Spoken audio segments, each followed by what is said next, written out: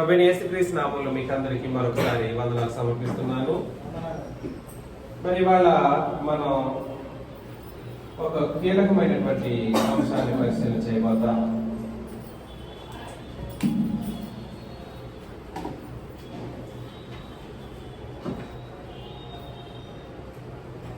సాతాను అనే శత్రువు.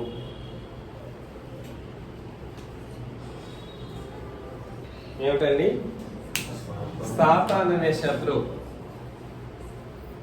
సాతాన్ అనే శత్రువు గురించి మనం చాలా విషయాలు నేర్చుకోబద్దులమై ఉన్నాం.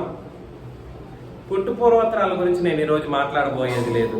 సాతాను ఎక్కడి నుండి వచ్చాడు, వీటన్నిటి గురించి మనం ఇంకెప్పుడైనా పరిశీలన చేస్తాం. ఎక్కడి నుండి వచ్చాడు, అతను ఏంటి, దేవుని చేత సృష్టించబడ్డా, ఇట్లాంటి మాటలన్నీ కూడా సరే we are not going to discuss today. అయితే సాతాన్ యొక్క వాస్తవికతను, అతను మనకు శత్రువుగా ఉన్నాడన్నటువంటి సంగతిని గుర్తించే కోణంలో మనం కొన్ని సంగతులను పరిశీలన చేయాలి. కాబట్టి అపవాది లేదా సాతాను, అతనికి రెండు పేర్లు ఉన్నాయి. ఘట సర్పం అని పేరు ఉంది, చాలా పేర్లతో పిలువబడ్డాడు అపవాది. అపవాది ఒక క్రూరుడు అన్నమాట. అట్లాంటి క్రూరుడు ఇంకా అట్లాంటి ఒక క్రియేచర్ అంటూ ఏమీ లేదు. ఒక విషయం ఏంటంటే, అపవాది యొక్క క్రూరత్వం ఎంత దారుణంగా ఉంటుందంటే, తన క్రూరత్వం వలన ఈ సర్వ ప్రపంచాన్ని సహితం తన క్రూరత్వంతో గెలవగలిగినటువంటి వాడు. అంత క్రూరుడు అన్నమాట. క్రూరుడు అని అంటే చాలా హింసాత్మకంతో కూడినటువంటి ఒక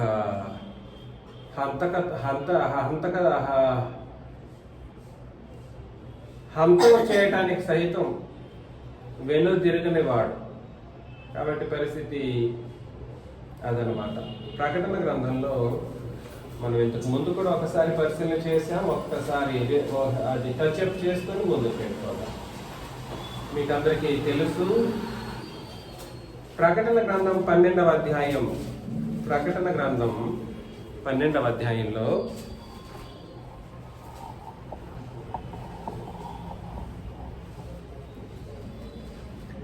ఏంటిదండి?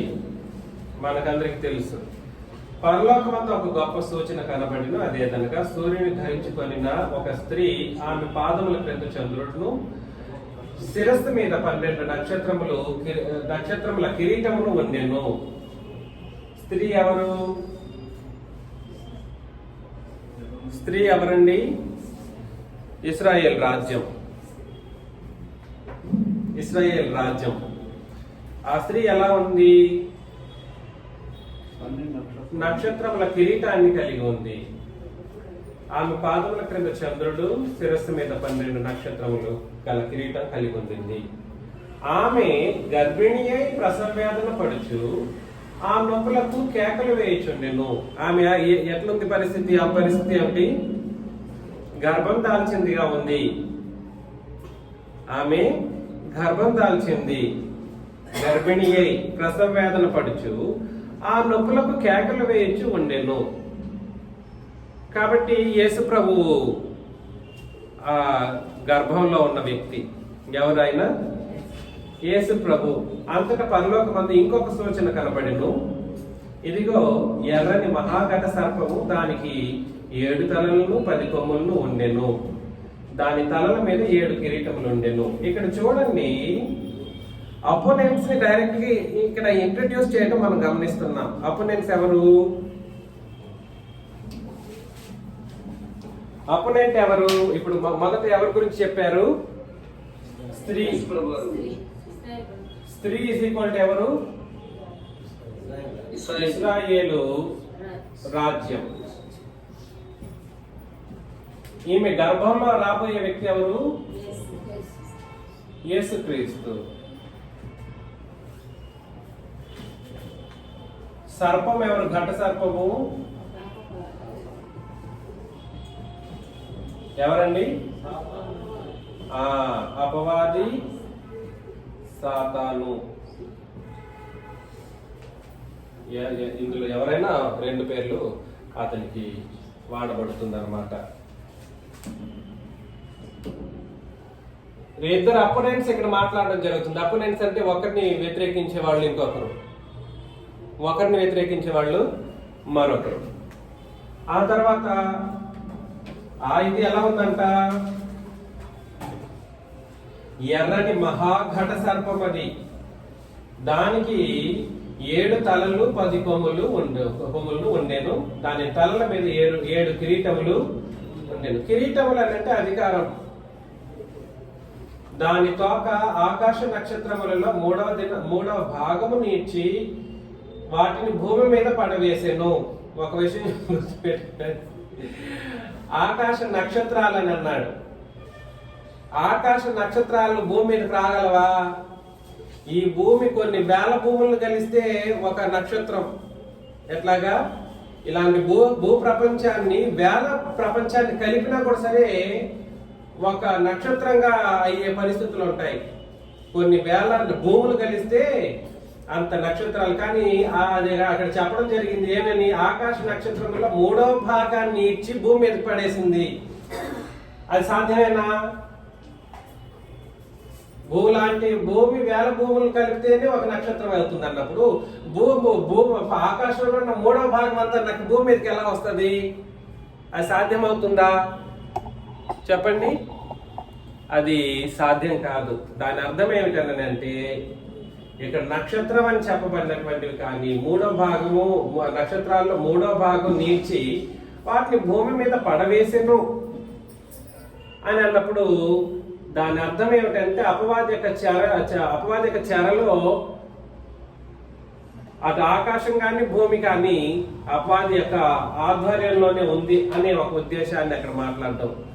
అనగా ఏంటంటే దాని అర్థం సృష్టి కూడా సరే అపవాది చేతిలోకి వెళ్ళింది అనే ఒక పరిస్థితిని అక్కడ మాట్లాడటం మనం గమనించాలి.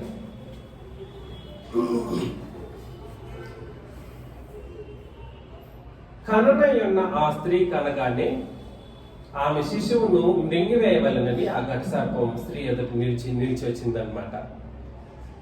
ఈ గర్భం దాల్చినటువంటి స్త్రీ ఇశ్రాయేల్ రాజ్యంలో కనునై ఉన్న స్త్రీని ఏం చేయడానికి ప్రయత్నం చేసింది? ఈ ఘట సర్పం మృంగేసేయాలి అని ఆ స్త్రీ ఎదుట నిలబడింది. అర్థమవుతుంది కదండి? సమస్త జనములను ఇనుప దండముతో ఏలనై ఉన్న ఒక మగ శిశువును ఆమె కనగా, ఆమె కన్నది ఎవరు? మగ శిశువును కనింది. దయచేసి మీ ఫోన్లు మ్యూట్ లో పెట్టండి, చాలా డిస్టర్బెన్సెస్ కలుగుతున్నాయి. ఫోన్లు స్విచ్ ఆఫ్ చేసన్నా పెట్టుకోండి, ఏం ఇబ్బంది లేదు. సమస్త జనములను ఇనుప దండముతో ఏలనై ఉన్న ఒక మగ శిశువును ఆమె కనగా, ఆమె శిశువు దేవుని యొద్దకును ఆయన సింహాసనొద్దకును కొనిపోబడెను అని అన్నాడు. అంటే దేవుని యొక్క శక్తి సామర్థ్యాలు కలిగినటువంటి ఒక పరిస్థితులు ఆయన ఉన్నాడు. దేవుడు ఆ శిశువుకి ప్రొటెక్షన్ గా ఉన్నారు అని దాని అర్థం. అంటే ఈ మగ శిశువు ఏం చేయలేకపోతుంది, మగ శిశువుని అపవాది ఏం చేయలేకపోతుంది? మింగే అవకాశం లేదు. ఆ స్త్రీ అరణ్యములకు పారిపోయిను. అచ్చట వారు 1200 సంవత్సరములు 260 దినములు ఆమెను పోషింపవలనని దేవుడు ఆమెకు ఒక స్థలం సిద్ధపరిచి ఉండెను. అంతటా పరలోకమందు ఏం జరిగింది? యుద్ధము జరిగెను. మిఖాయేలును అతని దూతలను ఆ ఘట సర్పంతో యుద్ధం చేయవలనని ఉండగా ఆ ఘట సర్పమును దాని దూతలను యుద్ధం చేసిరి గాని గెలవలేకపోయేది కనుక పరలోకం వద్ద వారికి కష్టాలము లేకపోయేను. ఇక్కడ గుర్తు పెట్టుకోండి, ఈ కన్నై ఉన్నటువంటి స్త్రీ కన్న తర్వాత అపవాది ఎక్కడ వచ్చి నిలబడ్డాడు? స్త్రీ ఎదుట నిలబడ్డాడు. అవునా? స్త్రీ ఎదుట నిలబడ్డాడు అపవాది. స్త్రీ ఎదుట వచ్చి నిలబడి ఏం చేయడానికి ప్రయత్నం చేశాడు? ఈ శిశువుని మింగేసేయాలని అనుకున్నాడు. అది సాధ్యం కాలేకపోగా శిశువు పెద్దవాడైపోయాడు. అపవాది ఏం చేయడానికి ప్రయత్నం చేశాడంటే ఇంక యుద్ధం చేయడానికి వచ్చాడు అన్నమాట. శిశువు పెద్దవాడైతే ఏం చేస్తాడు? ఇంక యుద్ధమే చేస్తాడు. మింగే అవకాశం ఉంటుందా? ఉండదు. కానీ ఇక్కడ పరలోకము అనే మరొక మాట వాడబడడం జరిగింది. పరలోకమందు ఏం జరిగింది? యుద్ధము జరిగెను అని అన్నాడు. పరలోకం ఏం జరిగింది? పరలోకంలో యుద్ధం జరిగిందా? పరలోకంలో యుద్ధం జరగలేదు. ఈ శిశువు ఎక్కడున్నాడు? భూమి మీద ఉన్నాడు. అనగా ఇక్కడ ఇశ్రాయేలు రాజ్యం అని చెప్పబడినటువంటి స్త్రీ అనే ఇశ్రాయేల్ రాజ్యాన్నే పరలోకం అనే రాజ్యం, పరలోకం అనే పేరుతో పిలువబడటం జరిగింది. ఏం పేరుతో? ఈ రాజ్యం పేరే పరలోకం. ఇక్కడ యుద్ధం జరిగింది. ఎవరెవరికి మధ్య జరిగింది? ఈ యుద్ధం ఎవరెవరికి మధ్య జరిగింది? అక్కడ జరగనై ఉండగా అని అన్నాడు. ఇది ఎవరెవరితో యుద్ధం జరగడానికి సిద్ధంగా ఉండింది? పరలోకమందు యుద్ధం జరిగను. 7 జాగ్రత్తగా చూడండి. పరలోకమందు యుద్ధం జరిగను. మిఖాయేలును అతని దూతలను ఆ ఘట సర్పంతో యుద్ధం చేయవాలని ఉండగా వీళ్ళేమో రెడీగా ఉన్నారు యుద్ధం చేయాలని. ఎవరు? మిఖాయేలు అతని దూతలు యుద్ధం చేయడానికి రెడీగా ఉన్నారు. అప్పటికి అప్పాది ఏం చేయబడ్డాడు? ఏం చేయబడ్డాడు? ఓడించబడ్డాడు. వీళ్ళు యుద్ధం చేయడానికి రెడీగా ఉన్నారు. ఒక పక్కన ఎవరెవరు? మిఖాయేలు అతని దూతలు యుద్ధం చేయవలని ఉండగా అని అన్నాడు, కానీ యుద్ధం చేసిరన్న వాళ్ళు చెప్పట్లేదు. చాలా మంది ఏమంటున్నారంటే పరలోకంలో మిఖాయేలు అతని దూతలు అపవాదిని ఓడించి భూమి మీదకి పడదోసేశారు అన్నట్లుగా చెప్తా ఉంటారు. అక్కడ యుద్ధమే అక్కడ జరిగిన పరలోకం కాదు అక్కడ మాట్లాడుతున్నది. దేవుడున్న చోటు గురించి కాదు అక్కడ మాట్లాడుతున్నది. అక్కడ యుద్ధం జరగలేదు. మిఖాయేలును అతని దూతలను యుద్ధము చేయవలనని ఉండగా వాళ్ళు రెడీగా ఉన్నారు యుద్ధం చేయాలని. కానీ అప్పటికి అపవాది ఏం చేయబడ్డాడు?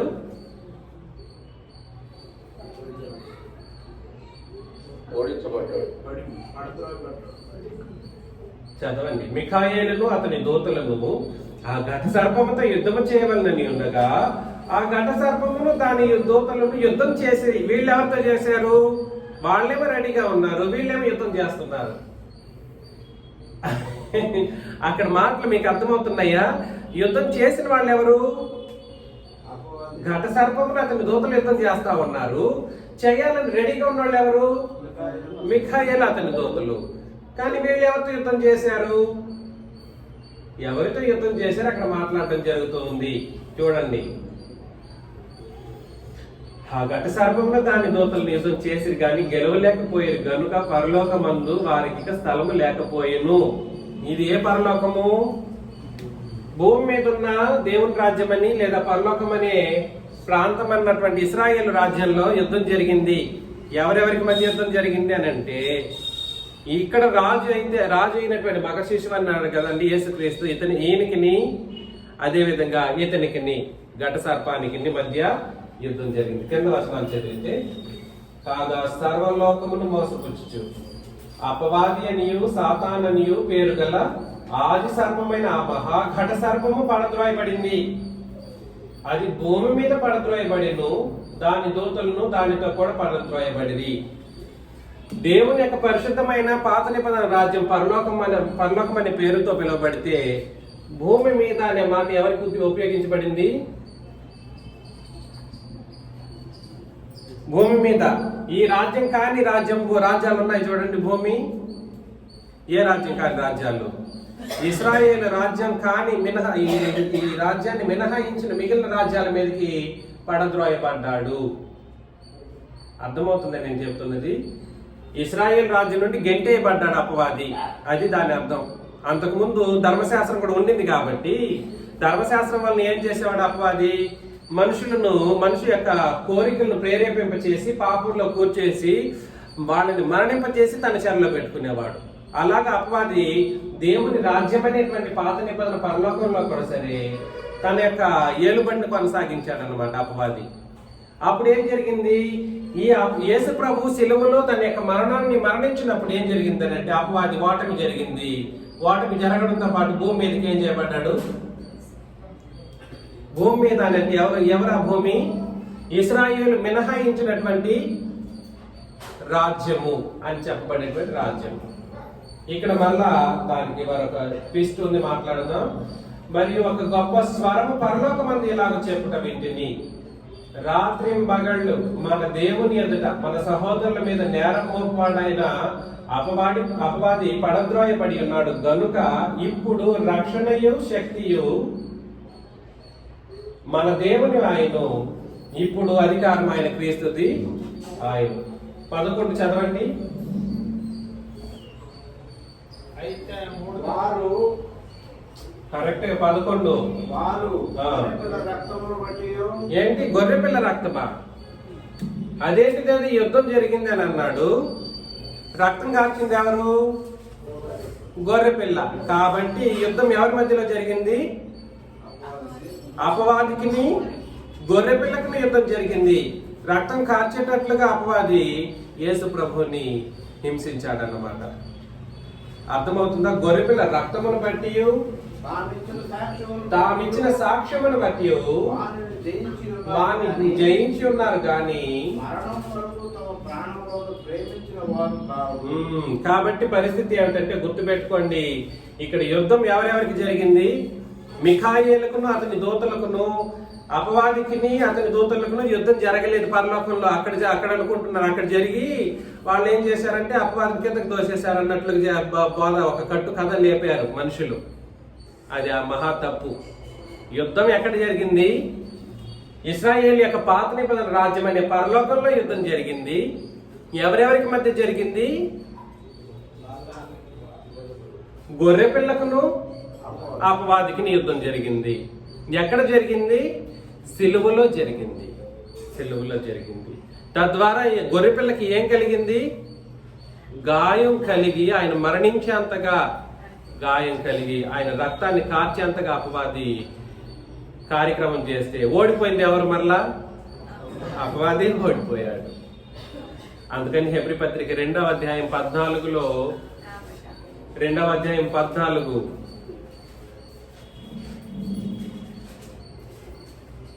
కాబట్టి ఆ పిల్లలు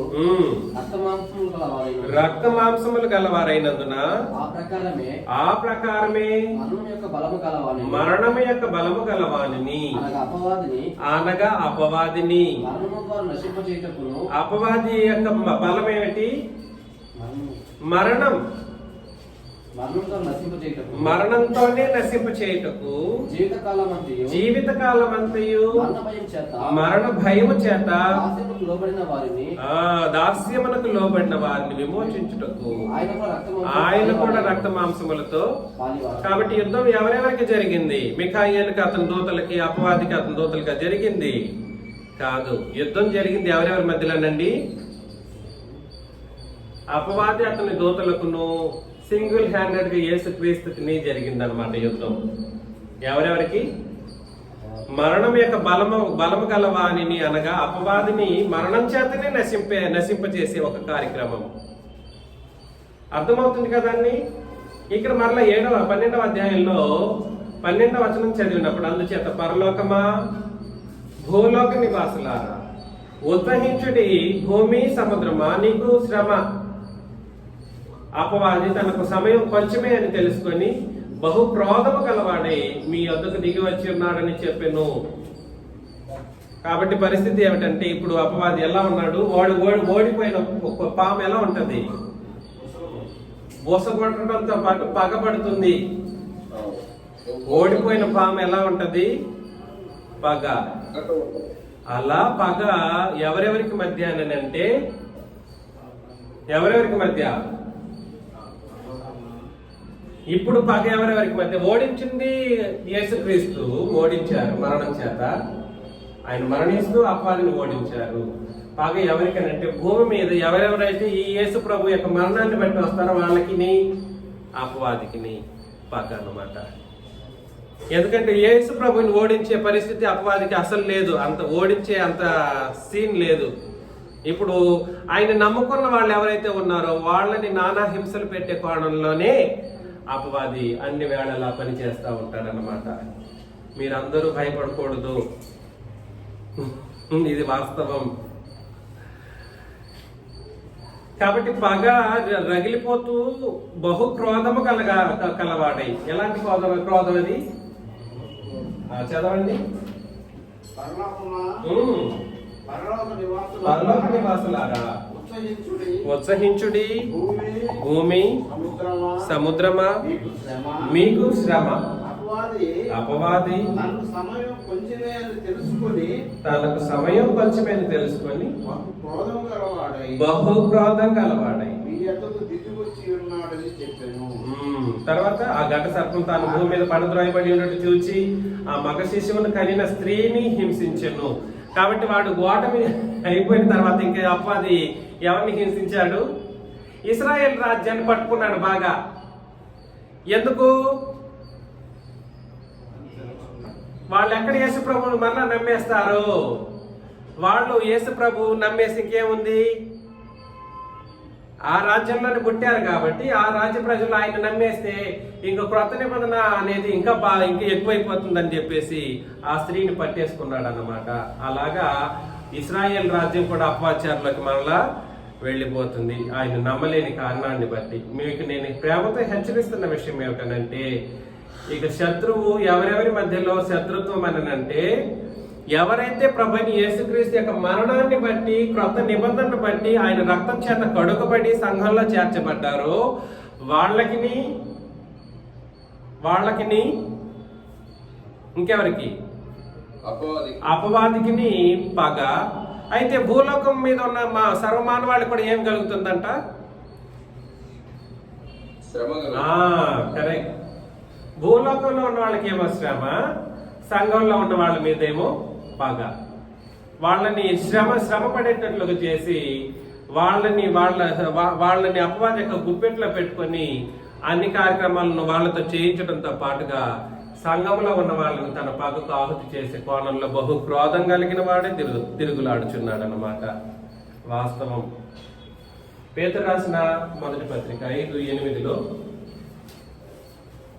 పేతురు రాసిన మొదటి పత్రిక 5:8 నిబ్బరమైన బుద్ధి గల వారై మెలకువగా ఉండుడి. మీ విరోధి అయిన అపవాది గర్జించి సింహము వలె ఎవరిని మింగుదునా అని వెతుకులాడుచున్నాడు. ముందు మింగాల్సిన వ్యక్తి ఎవరు? మింగాలనుకున్న వ్యక్తి ఎవరు? యేసుక్రీస్తు. మింగగలిగాడా? మింగలేకపోయాడు. కారణం ఏమిటి? దేవుని సింహాసనం దేవుని సింహాసనం ఎందుకు ఆయన కొనుక్కోబడ్డాడు మొదట్లో శిశువుగా ఉన్నప్పుడు. ఆ తర్వాత పెద్దవాడైన యేసు అనే రాజు యుద్ధం జరిగినప్పుడు ఓడించిన కారణాన్ని బట్టి, ఎవరు? అపవాది ఓడించబడిన కారణాన్ని బట్టి, ఇంకా ఆయన నమ్ముకున్నటువంటి మనుషులు ఎవరైతే ఉన్నారో వాళ్ళ మీద పగ, విరోధంతో కూడినటువంటి పరిస్థితుల్లో అపవాది గర్జించి సింహం లేక వీళ్ళనన్నా నేను మింగేసేయాలి అని సంఘం మీద ఎద్దేవా చేయడం అనేది మనం గమనిస్తూ ఉన్నాం. కాబట్టి సంఘంలో ఉండే వాళ్ళకి బాధలు అపవాది కల్పించడానికి ఆయన ప్రయత్నం చేస్తూనే ఉంటాడు. ఎఫెసీయులకు రాసిన పత్రిక 6వ అధ్యాయం. ఎఫెసీయులకు రాసిన పత్రిక 6.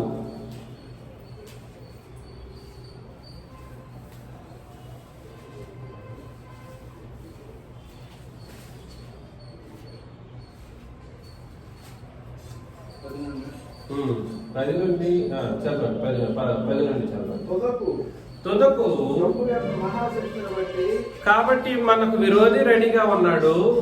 విరోధంతో రగిలిపోతూ మనల్ని మింగివేయటానికి సిద్ధంగా ఉంటూ ఉన్నాడు. కాబట్టి మనం ఏం చేయాలి? ప్రభు యొక్క మహాశక్తిని బట్టి ఆయన యందు బలవంతులై ఉన్నది. ఏ ప్రభువునైతే మింగలేకపోయాడో ఆ ప్రభు యొక్క మరణాన్ని బట్టి మనం వచ్చాం కాబట్టి, ఆ ప్రభు యొక్క మరణాన్ని బట్టి మనం ఉన్నాం కాబట్టి భూమి మీద మనల్ని కూడా మింగడానికి ప్రయత్నం చేస్తున్నప్పుడు ఆ ప్రభు యొక్క శక్తిని ఆశ్రయించామనుకోండి, ఆ ప్రభు యొక్క ఎట్లాంటి శక్తి? ఆ ప్రభుకున్న శక్తి మహాశక్తి. కాబట్టి ప్రభు యొక్క మహాశక్తిని బట్టి ఆయన యందుండి మీరు కూడా బలవంతులైపోతారు. కాబట్టి అపవాది మీకు లెక్కనా? అపవాది లెక్కనా? లెక్కలేదు. మీరెందుకు భయపడతారు? కాబట్టి ఆశ్రయించవలసిన శక్తి సాదాసీదా శక్తి కాదు. ఏం శక్తి? ఆ శక్తి మహాశక్తి. అది ఎవరిది? ప్రభువైన యేసుక్రీస్తుది. కాబట్టి యేసు ప్రభుకి మహాశక్తి లేదనే వాళ్ళు చాలా మంది ఉన్నారు. I'm leaving that topic aside. అయితే మీకు నేను హెచ్చరించే విషయం ఏమిటంటే, అలా చెప్పినోడు ప్రభు యొక్క శక్తిని, ఆ శక్తిని, ఆయన యొక్క సంగతులను గుర్తించలేని వాళ్ళు అపవాదిని జయించగలరా? చెప్పండి. అపవాదిని జయించలేరు. కాబట్టి ప్రభు యొక్క మహాశక్తిని బట్టి ఆయన బలవంతులైనడి. మీరు అపవాది తంత్రములను ఎదిరించుటకు శక్తిమంతులు అగునట్లు దేవుడిచ్చి సర్వాంగ కవచమును కూడా ధరించుకోవాలి. ముందు 2 కార్యాలు చెప్తూ ఉన్నాడు. ఒకటేమో ప్రభు యొక్క మహాశక్తిని బట్టి బలవంతులం కావాలి. 2 అపవాది తంత్రములను ఎదిరించుటకు శక్తిమంతులు అగినట్లు దేవుడిచ్చు సర్వాంగ కవచాన్ని కూడా ఏం చేయాలి? ధరించుకోవాలి. కాబట్టి శత్రువు అపవాది,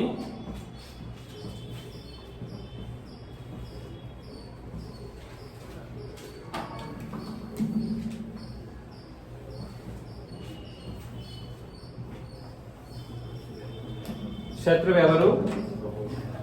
అపవాది.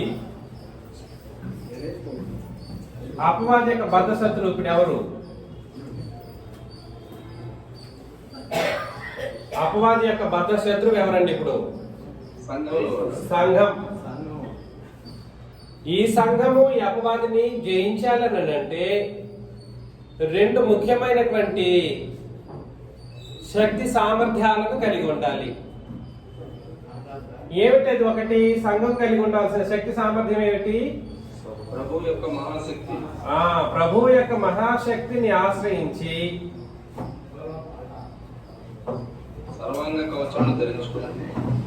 మహాశక్తిని ఆశ్రయించడం. రెండవది ఏమిటి? సర్వాంగ కవచం. సర్వాంగ కవచము. అది ఎవరిస్తారు? తండ్రి ఇస్తాడు. అవునా? అక్కడ చెప్పాడు కదా, దేవుడిచ్చు సర్వాంగ కవచమును ఏం చేయాలి? బలం అంటే సరిపోతుందా? ఎంత బలం ఉన్నా కూడా సరే, నీకు కవచం లేకపోతే అబ్బాయి ఏం చేస్తాడు? నువ్వు ఇంత బలం పెట్టుకునేసి దూరంగా ఉన్నవాడిని నాకు ఎంత బలం అని చూపిస్తే కుదురుతుందా? వాడు అక్కడ నుండి బాణాలు విసిరితే దాన్ని కవచం, దాన్ని అడ్డుకునే కవచం ఉండాలన్నా వద్దండి? ఉండాలి. నీ బలాన్ని బట్టి వాడు ఏం చేయలేడు. నాకు బలం ఉందని ఇక్కడ ఎగిరితే దూరంగా ఉన్నాడు బాణం విసిరితే ఏం చేస్తాడు? పోతాడు. నీ బలంతో నువ్వేం చేయలేవు. కవచం కావాలి. కాబట్టి నేనేం చెప్పడానికి ప్రయత్నం చేస్తున్నానంటే, అపవాదిని ఓడించడానికి, అపవాదిని సమర్థవంతంగా ఎదుర్కోవడానికి సంఘము ఒకటి ప్రభువు యొక్క మహాశక్తిని ఆశ్రయించి బలవంతులై ఉండడంతో పాటుగా సర్వాంగ కవచమును ఏం చేయాలి? ధరించుకోవాలి. అది ధరించకుండా బలం ఒకటే ఉంటే సరిపోదు. ప్రభు ఉన్నాడులే, ఆయన చూసుకుంటారులే అంటే కుదరదు. నువ్వు ధరించాల్సింది ధరించకపోతే ఎక్కడ ఏం చేయలేరు. ఎంత బలం ఉన్నా ఏం చేయలేదు. ఏలైనగా మనం పోరాడినది శరీరాలతో కాదు గాని ప్రధానులతోనూ అధికారులతోనూ అంధకార సంబంధములకు లోకనాథులతోనూ ఆకాశ మండలమందున్న దురాత్మల సమూహములతోనూ పోరాడుచున్నాం. కాబట్టి వచ్చేసారా, అపవాది యొక్క అనేక రూపాలు ఇక్కడ మాట్లాడడం జరిగింది. అపవాది యొక్క అనేక రూపాలు. ఆ అపవాది ఎలా కనపడతాడా? మనకి వికారమైన రూపంతో కనబడతాడా? కొమ్ములు, తోకలు, ఆ తర్వాత వికారమైనటువంటి రూపం. ఎట్లాంటి రూపంలో కనబడ్డు? రూపంలో కనబడే మాటలు చెప్పేస్తున్నాడు. ఎట్లాగంటండి? ప్రధానులతోనూ అధికారులు, అంధకార సంబంధాలకు లోకనాథులతోనూ ఆకాశ మండలమందున్న దురాత్మల సమూహములతోనూ. కాబట్టి వీళ్ళందరూ అధికారం కలిగినటువంటి వాళ్ళందరూ కూడా సరే అపవాది తోతులుగా పనిచేస్తూ ఉంటారు. కాబట్టి పరిస్థితి ఏమిటంటే దురాత్మల సమూహాలు తిరుగుతూ ఉంటాయి. ఏలయనగా అందుచేత మీరు ఆపద్దినమందు వారిని ఎదిరించుటకును సమస్తమును నెరవేర్చిన వారిని నిలవబట్టకును శక్తిమంతుడగినట్లు దేవుడిచ్చు సర్వాంగ కవచమును ధరించుకొనుడి అని అన్నాడు అనమాట. దేవుడిచ్చు సర్వాంగ కవచం. ఏమిటా సర్వాంగ కవచాలు? చదవండి నెక్స్ట్. ముందు సత్యం తెలియాలి. సత్యమును దట్టి నీతి అను మైమరపు అంటే ఏంటండి?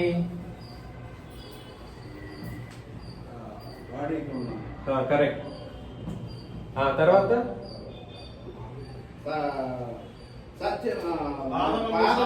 సమాధాన సువార్త. తర్వాత ఇవన్నీ కాక విశ్వాసమును డాలు పట్టుకోండి. విశ్వాసమను డాలు. విశ్వాసమను డాల్ అంటే ఏంటండి? డాలు. తర్వాత దానితో మీరు దుష్టుని అగ్ని బాణములన్నీ ఆర్పుటకు శక్తిమంతులగుదురు. మరియు ఇది అన్ని ముఖ్యం. రక్షణయను శిరస్త్రాణం. ఇది లేకపోయింది అనుకోండి, అప్పుడు అదేం చేస్తాడు? నీ శిరస్సుని ఖండించేస్తాడు సులభంగా. దేవుని వాక్యమును ఆత్మ ఖడ్గమును ధరించుకొనుడి. ఏంటండి? దేవుని వాక్యమును ఆత్మ ఖడ్గము.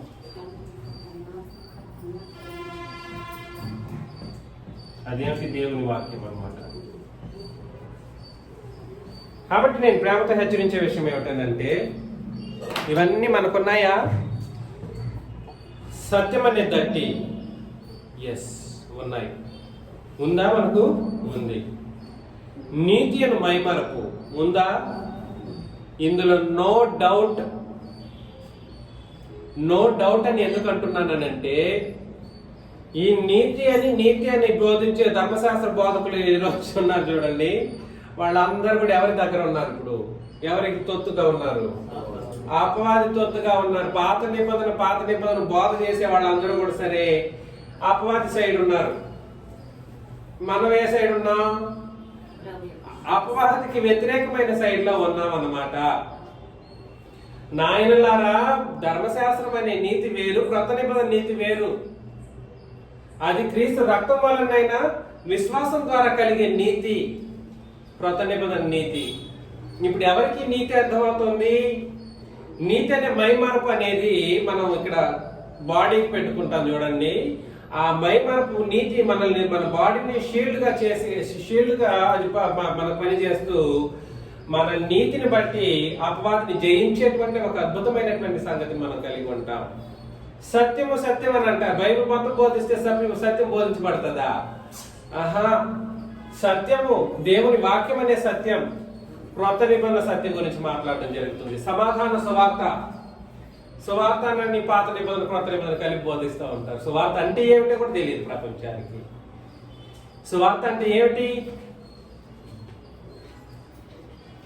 సువార్త అంటే మనందరి పాపముల కొరకు ప్రభువైన క్రీస్తు యేసు మరణించెను, సమాధి చేయబడెను, ఆయన 3వ దినమున లేపబడెను లేఖనముల ప్రకారం. కాబట్టి అది సువార్త. ఆ సువార్త మనకు సుస్పష్టంగా తెలుసా తెలీదా? అందరికి, మనోళ్ళకి అందరికీ తెలుసు. లోకంలో ఉన్న వాళ్ళకైతే అది, బైబిల్ పట్టిన వాళ్ళకి, పెద్ద పెద్ద బోధకులను పట్టిన వాళ్ళకి కూడా సువార్త అంటే ఏమో తెలియదు. ఏదైనా వాక్యం చెప్పేసి అబ్రహాం గురించి బాగా వివరించేసి నేను సువార్త చెప్పానంటాడు. ఎలాగా? అబ్రహాం గురించి సులభంగా వివరించేసి మొత్తం నేను ఈరోజు ఆయనకి భలే చెప్పానండి సువార్త నాది. నువ్వు వివరించిన వ్యక్తి ఎవరు? వివరించవలసిన వ్యక్తి ఎవరు? తద్వారా కలగవలసిన విశ్వాసం ఏ విశ్వాసం? కాబట్టి అబ్రహాం లాంటి విశ్వాసం ఇప్పుడు కలిగి ఉంటే కుదరదు. అబ్రహాము విశ్వాసం ఇప్పుడు మనకు సెట్ అవుతుందా? అబ్రహాం విశ్వాసం మనకు సెట్ అవ్వదు. ఈ విషయం విషయాన్ని మనం గుర్తుపెట్టుకోవాలి. తర్వాత విశ్వాసం అనే డాలు. ఇంకో ఒక చేతిలో ఆత్మ ఖడ్గం ఉంటే ఇంకో చేతిలో ఏముండాలి? విశ్వాసం అనే డాలు. విశ్వాసం సరిగ్గా ఉంటేనే అపవాది యొక్క బాణాలను మనం ఏం చేయగలము? అడ్డుకోగలం. లేదంటే అడ్డుకునే పరిస్థితి లేదు. కాబట్టి అపవాది చాలా చాలా తీవ్రమైనటువంటి పరిస్థితి. ముందు ఈ గర్భం దాల్చినటువంటి పరిస్థితుల్లో పుట్టనై ఉన్నటువంటి క్రీస్తునే మింగేయాలని అనుకున్నాడు. నిన్ను మింగడం సాధారణమైన విషయం కాదని మనం అనుకోవచ్చేమో, కానీ వాస్తవానికి సాధారణమైన విషయం కాదు. ఎందుకనంటే మనకు ప్రభు యొక్క మహాశక్తి ఆశ్రయంగా ఉంది. 2 మనకు సర్వాంగ కవచం అనేది కూడా ఉంది. కాబట్టి వీటిని సరిగ్గా మనం ధరించుకున్నాం అనుకోండి, అపవాదిని ఎలా జయించేస్తామంట? సులభంగా జయించగలం. ఈ విషయాన్ని మీరు గుర్తుపెట్టుకోండి. అయితే ఇది డైరెక్ట్ అటాక్ చేసేటప్పుడు, కానీ అపవాది మోసం చేసేవాడు. ఎలాంటి వాడు? దాదాపు సమానంగా ఒక బోధ ఉంది. ఆ బోధకు సమానమైన అదే పేరు పెట్టుకుని వచ్చాడు అనుకోండి, మేము క్రొత్త నిబంధనే బోధ చేస్తామండి అని అన్నాడు అనుకోండి, ఇంకంతే సంగతి. క్రొత్త నిబంధన బోధన అయితే మేము కూడా అదే చేస్తాం, కలిసి ఇంకా పరలోకం సిద్ధమవుదామని ఆలోచనలో తయారైపోతారనమాట. కాబట్టి అపవాది ఎప్పుడు మోసపోతారండి చెప్పండి? మోసం ఎలా అవుతారు ఒక మనిషి? అబద్ధం కరెక్టే, తేడా తెలియలేనంతగా మాట్లాడినప్పుడు మోసపోతారు. మేము కూడా అదే అన్నాడు అనుకోండి, ఇంకా అంతే సంగతి. సులభంగా తేడా తెలియదు, బాగా చూస్తే తప్ప దాని తేడా అనేది మీరు గుర్తించలేరు. కాబట్టి పరిస్థితి ఏమిటంటే అపవాది ఏం చేస్తాడంటే మోసం చేసేటువంటి పనుల్లో ఇంకా దిగుజారుతాడనమాట. మహాశక్తి ఉంది, సర్వాంగ కవచాన్ని ధరించేసాం. ఇంకెట్లా చేస్తే ఇంకా అపవాది రెండవ ఇన్నింగ్ ఉంటుంది అనమాట. ఇంకా రెండవ రూపం దాలుస్తాడు. ఎలా రెండవ రూపం దాలుస్తాడో చూస్తాం.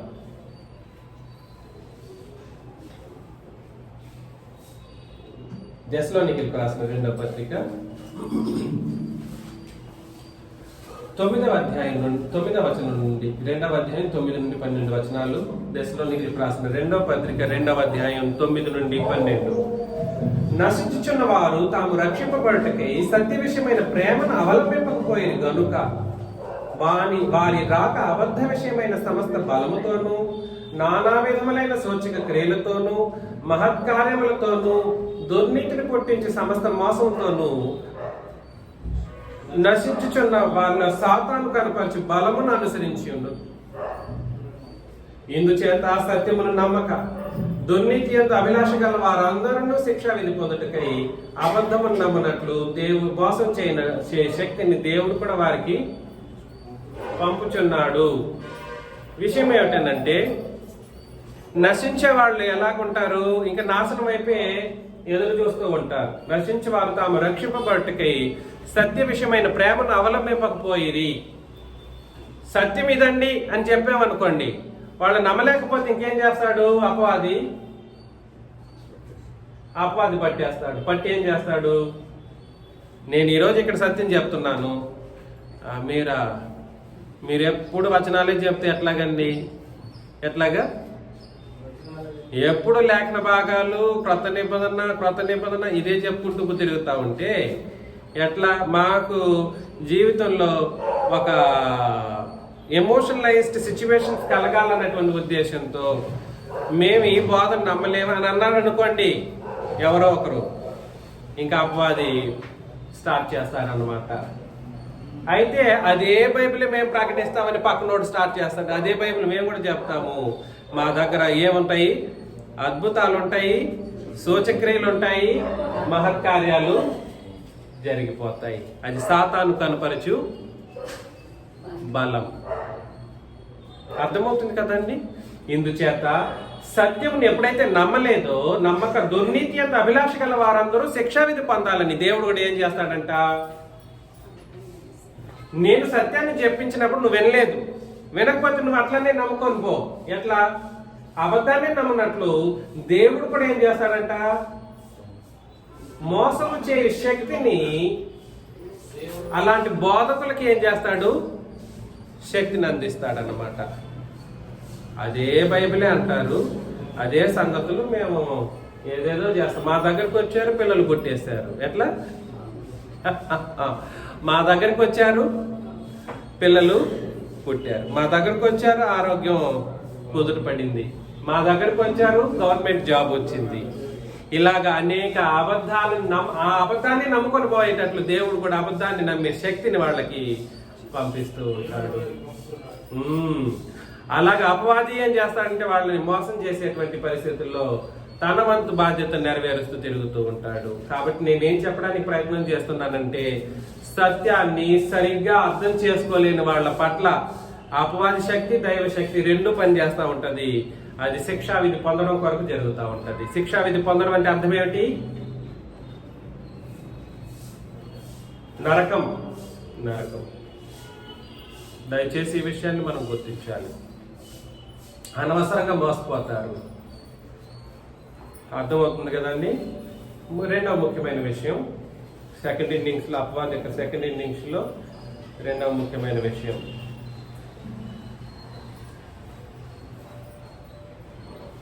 రెండవ కొరింథీ 2వ అధ్యాయం 10-11 వచనాలు.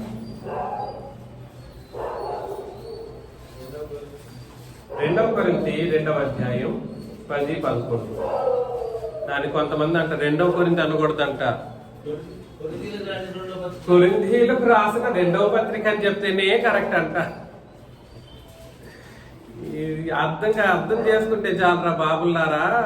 నిబంధనను గుర్తించండి అంటే అది కాదంట, అక్షరాలను చూసి అది అలాగే చెప్పాలని కొంతమంది.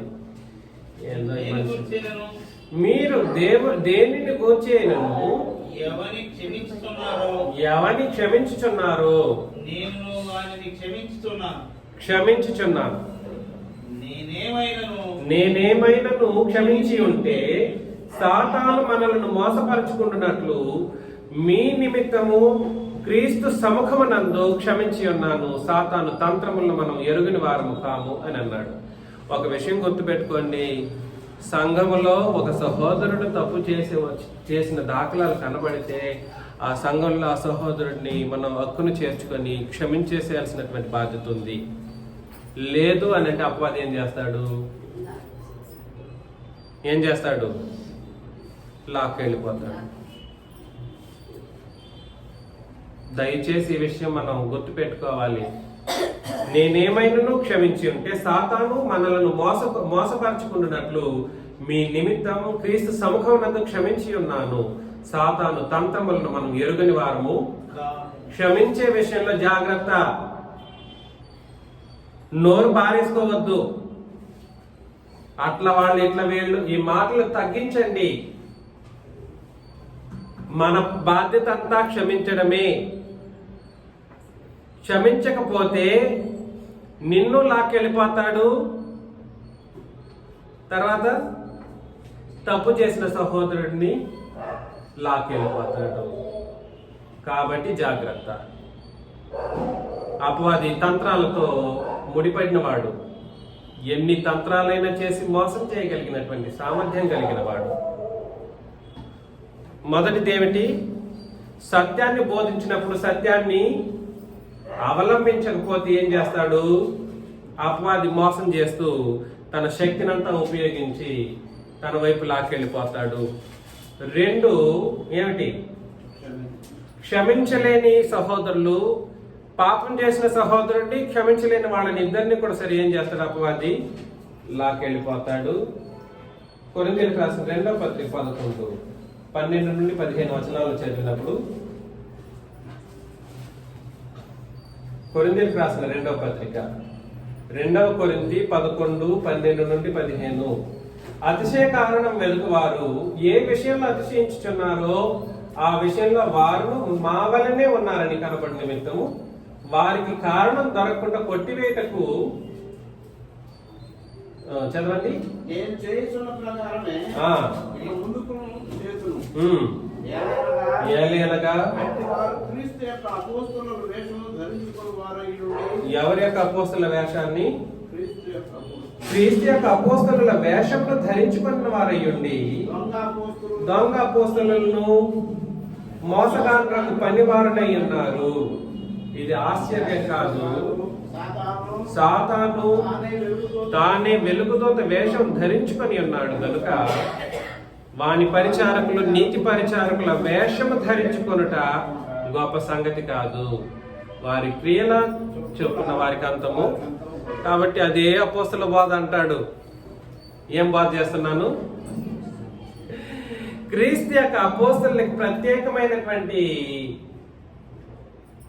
విలువలు ఉన్నాయి సంఘములో. వాళ్ళు ఏదైతే చెప్పారో దాని ప్రకారం ఇప్పుడు బ్రతకాలి ఎవరైనా కూడా సరే. మేము కూడా అదే క్రీస్తు చేత పంపించబడ్డామని నేను కూడా అపోస్తలుని అన్నాను అనుకోండి, ఇంకేంటి సంగతి? ఇప్పుడు ఉన్నారు అపోస్తలు, ఉన్నారండి అపోస్తలు. అపోస్తలు ఇప్పుడు ఎవరు లేరు. అపోస్తలు యేసుక్రీస్తు యొక్క మరణ సమాధి పునరుత్థానానికి సాక్ష్యంగా ఉన్నవాళ్ళు. దేనికి సాక్ష్యంగా ఉన్నవాళ్ళు? ఆయన మరణించినప్పుడు కళ్ళారా చూసినారు, ఆయన సమాధి చేయబడినప్పుడు కళ్ళారా చూశారు, ఆయన తిరిగి లేచిన తర్వాత కూడా ఆయన్ని కళ్ళారా చూడటంతో పాటుగా 40 దినాలు ఆయనతో పాటు ఉన్నారు. వాళ్ళు అపోస్తలు అంటే వాళ్ళని యేసు ప్రభు డైరెక్ట్ గా ఆయనే పిలిచి ఏర్పాటు చేసుకున్న వాళ్ళు. అయితే పౌలు గారిని కూడా సరే డైరెక్ట్ గానే కనబడి పిలిచాడు. ఇప్పుడు నా అపోస్తలుడిగా ఉండని ఎవరితోనైనా యేసు ప్రభు డైరెక్ట్ గా కనబడి పిలిస్తే అప్పుడు నమ్మడానికి అవకాశం ఉంది. కానీ ఇక మీదట యేసు ప్రభు విశ్వాసం మీదనే మనకు పరిచయం చేయబడాలి. ఎలాగా? విశ్వాసం మీదనే ఆయన పరిచయం చేయబడాలి. అలా లేదనుకోండి, అలాంటి వాడు ఎటువంటి అపోస్తలుడు? దొంగ అపోస్తలుడు. అదే విధంగా మోసగాండ్రగు పనివారునై ఉంటారు. నేను అనేక సార్లు చెప్పాను, మేము క్రొత్త నిబంధన బోధనే చేస్తున్నామని చెప్పేవాడు పాత నిబంధన కలిపినోడు ఎటువంటి పనివాడై ఉంటాడు? చెప్పేదేమో అపోస్తల బోధ, కలిపింది చెప్పేదేమో క్రొత్త నిబంధన బోధ అంటారు. మొత్తం విన్న తర్వాత ఎట్లా అయిపోతుందని అంటే అన్నిటినీ కలిపి ఉంటది. అప్పుడు వాడు మోసగాడు పనివాడిగా ఉన్నాడు. అల్టిమేట్ గా వాడు ఎవరి యొక్క తొత్తుగా పనిచేస్తున్నాడు? రేపు సాతాన్ యొక్క తొత్తుతోనే ఒక డిబేట్ 16వ తేదీ రెడీ చేయబడడం జరిగింది. ఒక సాతాన్ యొక్క తొత్తుతో నాకు డిబేట్, నాకు పెనుగులాట, సాధారణమైనటువంటి పెనుగులాట కాదు. కాబట్టి ఇది ఆశ్చర్యం కాదు. చెప్తున్నాడు 14లో, ఇది ఆశ్చర్యం కాదు. సాతాను తానే వెలుగుదోత వేషం ధరించుకొని ఉన్నాడు గనుక వాని పరిచారకులు ఎట్లాంటి పరిచారం చేస్తారు? చూసేదానికి మేము కూడా నీతినే బోధిస్తాం. ఎట్లా? మేము అదే బైబిల్లో ఉన్న నీతిని బైబిల్లో ఉన్న నీతి ఎవరికి కావాలి? ఇప్పుడు ఎట్లాగా? బైబిల్లో ఉన్న నీతి ఎవరికి కావాలి? బైబిల్లో నీతి అన్నవాడు అప్పటికి ఏమయ్యాడు? వాడు అపచారంలో ఉన్నాడని అర్థం అన్నమాట. నేను ఎందుకు ఆ మాట అంటున్నానంటే రోమాపత్రిక 3:21 ఒక్కసారి. రోమాపత్రిక 3:21 ఇట్లుండగా దేనికి వేరుగా?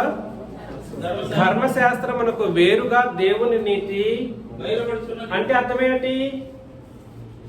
దేవుని నీతి అనేది ధర్మశాస్త్రానికి వేరుగా వచ్చింది అంటే పాత నిబంధనకు వేరైనటువంటి నీతి, ఇంకో నీతి వచ్చింది. బైబిల్ మొత్తం 66 పుస్తకాలే కాదనట్లేదు, కానీ అందులో నీతి అనే వేర్పాటు మనకు అర్థం కావాలి. ధర్మశాస్త్రంలో జంతు బల్ల ద్వారా కలిగిన నీతి ఒకటి ఉంది. అక్కడ 24-25 వచనాలు చదివేసేయండి. కాబట్టి నమ్మువారు ఆయన కృపచేతనే క్రీస్తు యేసునందు విమోచనము ద్వారా ఇష్టముగా నీతిమంతులను తీర్చబడుతున్నారు. పూర్వం చేయబడిన పాపములు పాత నిబంధన కాలంలో మనుషుల పాపాలను దేవుడు ఓర్మి చేత ఉపేక్షించినందున ఆయన తన నీతిని కనపరచాలని క్రీస్తు యేసు రక్తమునందు విశ్వాసం ద్వారా ఆయన కరుణాధారముగా బయలుపరిచారు. చూసారా? క్రీస్తు యేసు ఎప్పుడు రక్తం చిందించారు? సిలువలో. ఆ సిలువలో క్రీస్తు రక్తం చిందించడం ద్వారా తన యొక్క నీతిని కరుణాధారంగా బయలుపరిచాడు. కాబట్టి 66 పుస్తకాలు ఒకటే నీతిని బోధిస్తుందా? 66 పుస్తకాలు ఒకటే నీతిని బోధించదురా బాబుల్లారా అని అంటే ఒక్కడు కూడా సరే, ఒక మీరు తప్ప, మన వాళ్ళు తప్ప, యథార్థవంతులు తప్ప మిగిలినోడు నమ్మట్లేదు. చూస్తే నీ వయసు ఎంత, నీ మాటలు ఎంత అంటారు, లేదంటే నీ ఎడ్యుకేషన్ క్వాలిఫికేషన్స్ని చూస్తూ ఉన్నారు, ఆ తర్వాత నా ఎక్స్పీరియన్సెస్ని చూస్తూ ఉన్నారు, ఆ తర్వాత నా పర్సనల్ బ్యాక్గ్రౌండ్ని వెతుకుతూ ఉన్నారు. వీటిని బట్టి నువ్వేమి నరకమే పోతావు, కానీ పరలోకం అయితే పోలేవు. నువ్వు చూడాల్సిందంతా దేన్ని? లేఖన భాగాల్లో సత్యాన్ని చూడాలి. అందుకని నీతి వేషం ధరించుకున్నారు. అదే నీతి బోధ చేస్తున్నానని చెప్పి 66 పుస్తకాలను బోధిస్తే ఏమైపోయారు వాళ్ళు? నీతి పరిచారకుల వేషము ధరించుకున్నట గొప్ప సంగతి కాదు, వారి క్రియల చొప్పున వారికి ఏం కలుగుతుంది? అంతము కలుగును. కాబట్టి పరిస్థితి ఏమిటనంటే, అపవాది బద్ధశత్రువు సంఘం. ఇప్పుడు సంఘము వాస్తవానికి ప్రభు యొక్క మహాశక్తిని ఆశ్రయించడం ద్వారా బలంగా ఉంది. ఆ బలంతో పాటు సర్వాంగ కవచాన్ని కూడా ధరించుకొని ఉంది. అయితే అంతటితో ఆగదు. అపవాది అనేక రూపాలను ఎత్తి చూపించి మనల్ని తన యొక్క చెంతకు లాక్కోవడానికి ప్రయత్నం చేస్తూనే ఉంటాడనమాట. ఇది ఆత్మ సంబంధమైన యుద్ధం, భౌతిక సంబంధమైనటువంటి యుద్ధం కాదు. దానికి అపవాది వాడేటువంటి మార్గాలు ఏమిటి? ఒకటి, సత్యాన్ని ప్రేమించకపోతే ఇంకేం చేస్తాడు? ఎన్నో అద్భుతాలు, సూచక మహత్కార్యాలు చేయించైనా మనల్ని ఏం చేస్తాడు? లాక్కెళ్ళడానికి ప్రయత్నం చేస్తాడు. 2, మనం క్రీస్తు మనల్ని క్షమించినట్లు మన సహోదరుల్ని క్షమించకపోతే ఆ పాపం చేసిన సహోదరుడిని క్షమించని నిన్ను లాక్కెళ్ళిపోతాడనమాట. 3, ఏమిటి సంగతి? 3వది ఏంటండి? నీతి వేషం వేసుకుంటాడనమాట. అదే బైబిల్, అదే బోధ, ఆ యేసుక్రీస్తు గురించి మేము కూడా చెప్తాం అంటాడు. ఇంకంతే సంగతి. అదే కదా బైబిల్, అంతే నమ్మేస్తారు, పోతా ఉంటారనమాట. ఎవరు వెనకాల? వెళుతున్న వ్యక్తి ఎవరు? వెళుతున్న వ్యక్తి అలాంటి వాటిని నమ్మినటువంటి వ్యక్తులైతే అతని ముందు నడుస్తున్న వ్యక్తి ఎవరంటే వెలుగుదూత వేషం వేసుకున్నటువంటి క్రూరమైనటువంటి అపవాది. జాగ్రత్త. దయచేసి ఈ విషయం మనకు అర్థం కావాలి.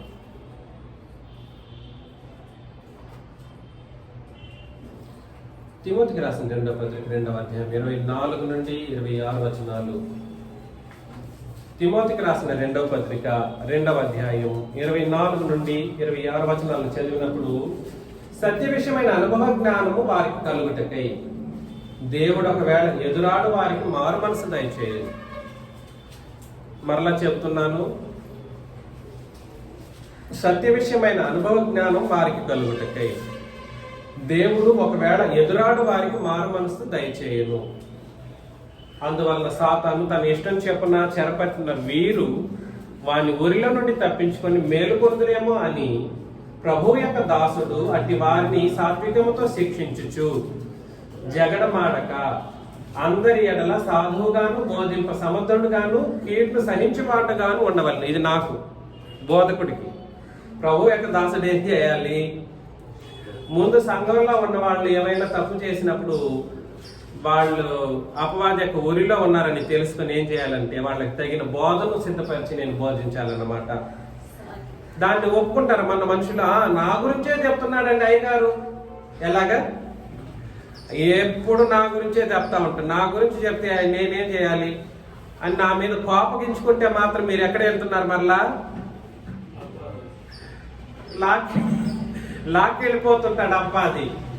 నువ్వు నావాడివి. ఎవరు?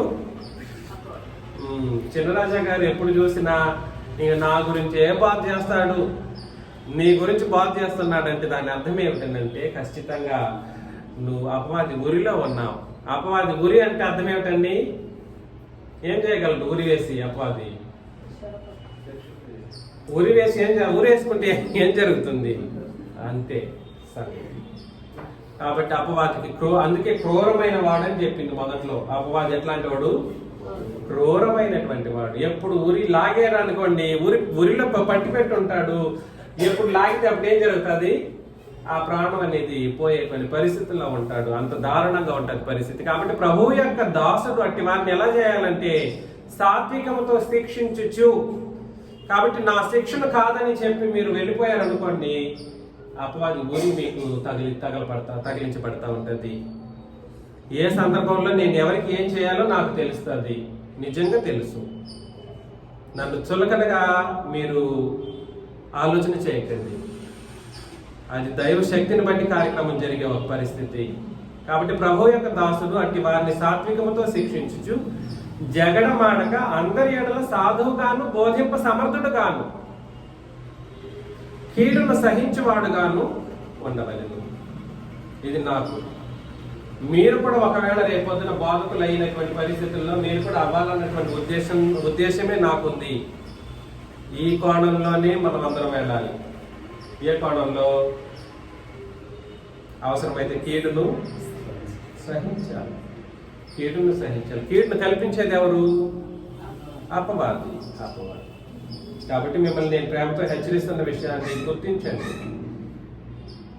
చివరిగా రోమిలకు రాసిన పత్రిక 16, 19, 20. రోమిలకు రాసిన పత్రిక 16, 19, 20. మీ విధేయత అందరికీ ప్రచురమైనది కనుక మిమ్మల్ని గూర్చి సంతోషించుచున్నాను. ఎలాగా? విధేయత అందరికీ ప్రచురమైనది. ఆ సహోదరి ఆమె ఎప్పుడు మాటలు విందండి, అట్లా అనకూడదు. అట్లాంటి పేరు రాకూడదు అందరి ఎదుట.